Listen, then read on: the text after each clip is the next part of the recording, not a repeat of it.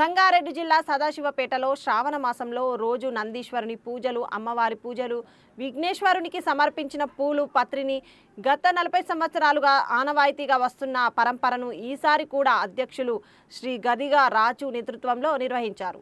పత్రి పూలు శ్రీశైల పాతాల గంగలో భక్తి శ్రద్ధలతో నిమజ్జనం చేశారు. వీరశైవ లింగాయత సమాజం ఎడ్ల బజార్ సభ్యులు.